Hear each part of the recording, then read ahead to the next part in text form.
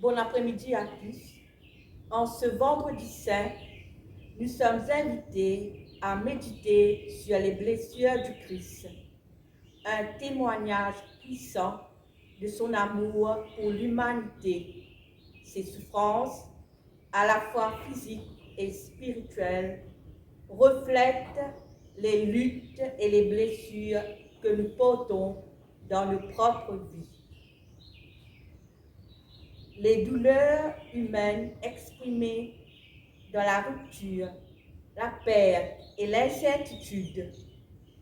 Ces paroles reflètent les luttes intérieures et les questions auxquelles nous faisons face, telles que le besoin de connexion, la peur de l'abandon et la quête de libération.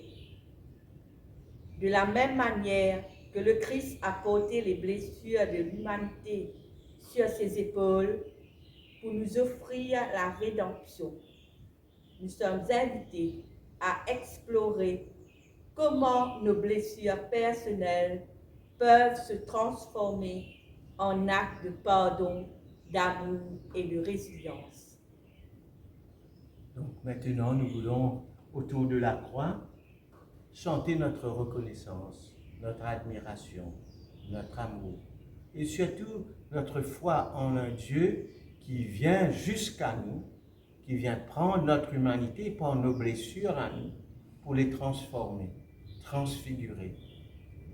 Donc nous allons ensemble chanter comment cet homme déchiré, humilié, a porté le poids de l'humanité et nous offre, en nous offrant la vie, en se donnant lui-même, quand le fouet a déchiré l'homme-dieu. Quand le fouet a déchiré l'homme-dieu, quand on a frappé l'amour innocent, on attendait ce jour-là que les pierres crient. On attendait ce jour-là que les pierres crient. Mais les pierres se sont tues, la colère s'est perdue dans l'oubli, dans l'oubli.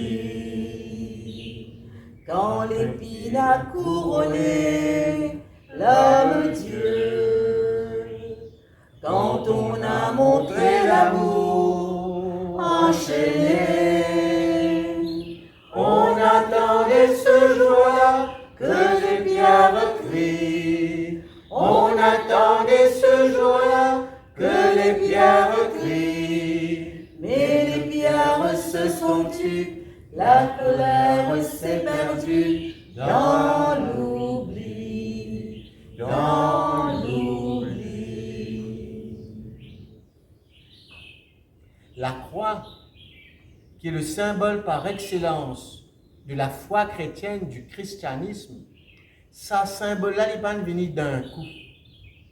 Pendant les presque 5 premiers siècles de l'Église, la croix partit au centre de la foi chrétienne, c'était la fraction du pain.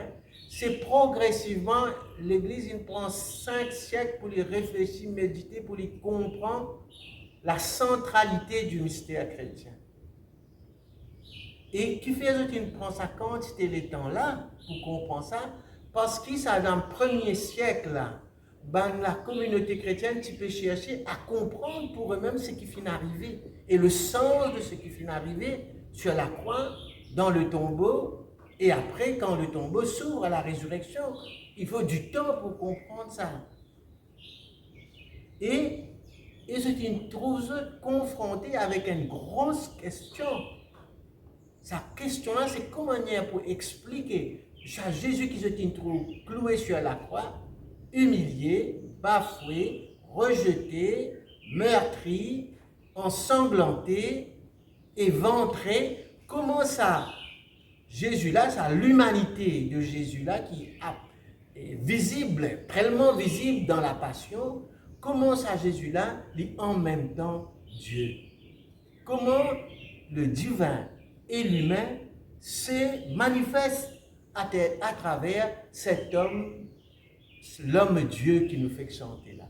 Nous autres, il prend beaucoup de temps pour comprendre ça, pour méditer, pour réfléchir ça. C'est quand il y a un grand concile en Chalcédoine, en 451 à peu près, qui se trouve un mot pour définir, pour exprimer ça, pour clarifier ça, non seulement pour qu'ils comprennent ça par eux-mêmes, qu'ils assimilent ça, mais pour qu'ils proclament et transmettent à la communauté, à l'église, dans l'église. Et c'est quand ils finissent de faire sa premier travail de réflexion, de débat, de prière, de méditation, de lecture de l'évangile pour comprendre ça, et à partir, après sa concile-là, qui petit à petit, peu à peu, l'église, il a adopté sa grand baba qui nous trouvait là. Et en plus, avec sa baba là, il y a une baba qui a le corps de Jésus. Après, il apprend avec le corps de Jésus, comme Marie, tu peux recevoir le corps de Jésus dans ses bras. Et ça, le corps de Jésus meurtri sur la croix, vient, comment dire, symbole, l'expression la plus parfaite de l'amour de Dieu pour nous et pour l'humanité. Il y a un choc, c'est un scandale, il est difficile de comprendre ça. Et petit à petit, à travers un chant, un poème, à travers la peinture, à travers l'art, les icônes, tout ça, la croix, il apparaît comme le symbole qui s'impose à tous les chrétiens, qui rassemble nous et qui vient l'expression de notre foi, de l'amour de Dieu dans la foi chrétienne. Aujourd'hui, nous pouvons célébrer le vendredi saint. C'est ça qui nous contemple. Maintenant, nous ne sommes pas capables, à Jérusalem, nous sommes capables un calvaire qui nous est là ou devant la croix. C'est bon, nous avons la croix là devant nous. Mais ce qui est plus important pour nous, aujourd'hui, c'est imagine la croix dans nos sociétés humaines. Imagine la croix, le mystère de la croix dans nos familles. Imagine la croix dans notre société économique, politique, familiale, affective, dans une relation affective, dans la maladie, dans notre corps, tout ça, dans notre histoire personnelle, dans l'histoire d'une communauté, l'histoire de l'Église, dans la vie de l'Église. Nous devons intégrer la croix. Et c'est là que nous devons trouver la croix. C'est là que nous devons chercher la croix dans toutes nos blessures humaines, dans toute la déprime, dans toute la division, dans toute la haine, dans toute forme de rejet. Tout ce monde qui est dans la drogue, là, dans la prostitution, dans l'hôpital, tout le monde isolé, perdu, tout ça, qui dans le suicide, qui surtout dans les déprimes, nous dans un monde déprimé. Là, nous avons besoin de trouver la croix. Et nous, pour que nous trouvions dans nos expériences humaines, dans l'épaisseur de notre expérience humaine douloureuse, nous trouvons le divin présent qui transforme ça, qui habite toute cette souffrance-là, et là, nous célébrations de la croix, nous prenons un sens.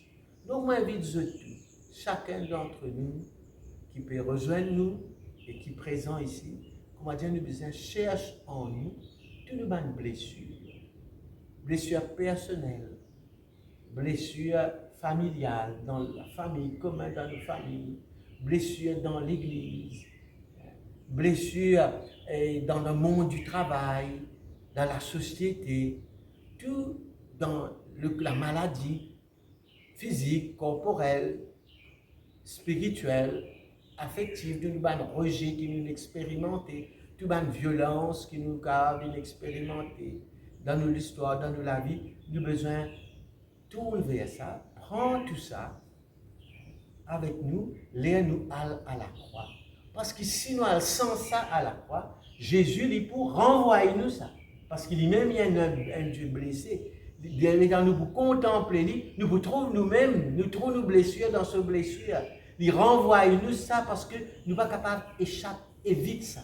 Nous ne sommes pas capables de faire taire le cri de l'humanité, le cri de Jésus, les pleurs de Jésus. Nous ne pouvons pas effacer ça, nous ne pouvons pas éliminer ça, nous ne pouvons pas avoid ce genre d'affaires-là. Nous pouvons prendre et dépasser ça. Non seulement reste là-dedans, mais dépasse sa bande blessure-là, parce que nous sommes des chrétiens, nous sommes invités, notre ADN c'est la vie.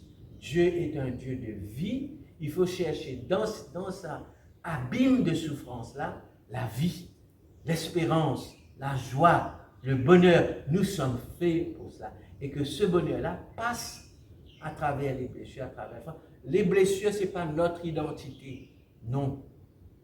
Non, ce n'est pas ça qui est notre identité. Mais il faut passer par ça. C'est la vie que Dieu donne. Hein? Sa blessure-là divine comme une fleur. Dans la croix, dans le cœur de Jésus, ça se transforme, ça devient comme une fleur d'amour, de tendresse, qui fleurit, qui partage ce parfum avec l'ensemble de l'humanité, pour qui nous sommes capables de célébrer la joie de Dieu au milieu de nous.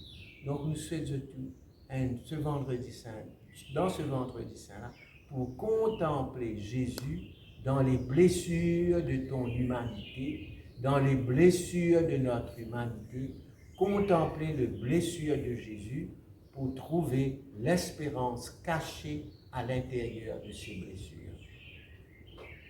Nous pouvons adorer le Seigneur, le chanter, le bénir.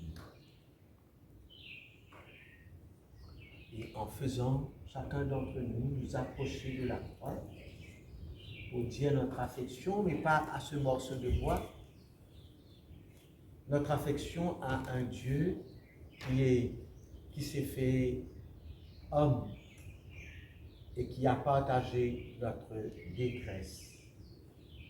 Seigneur, corrige-moi sans colère, reprends-moi sans fureur. Pitié, Seigneur, je dépéris.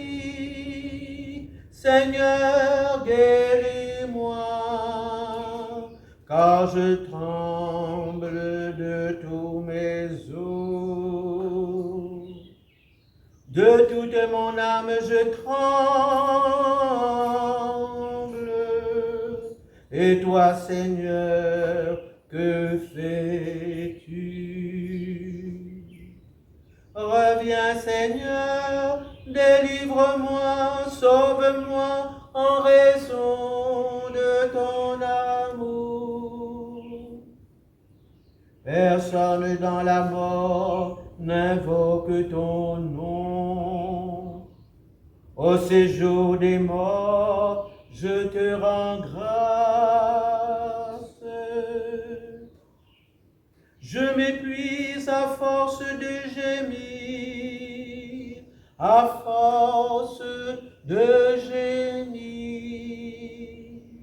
Chaque nuit, je pleure sur mon lit. Ma couche est trempée de mes larmes. Mes yeux sont rongés de chagrin. Je vieillis parmi tant d'adversaires. Loin de moi, vous tous malfaisants, car le Seigneur entend mes sanglots, car le Seigneur entend mes sanglots. Le Seigneur accueille ma demande. Le Seigneur entend mon cri. Qu'ils aient honte et qui tremblent tous, mes ennemis, qu'ils reculent soudain, couverts de honte. La seule prière et vraie prière dans nos détresses, dans nos malheurs, dans notre angoisse, c'est de gémir, c'est de soupirer vers Dieu. Jésus vient partager notre soupir. Il soupire, il pousse un cri. Il rend son dernier soupir, son souffle, en unissant son souffle à notre souffle humain, tous les souffles de l'humanité. Jésus respire en nous, en cet jour de ta mort, et tire-nous vers le Père en toi. Amen. Ô croix dressée sur le monde, ô croix de Jésus,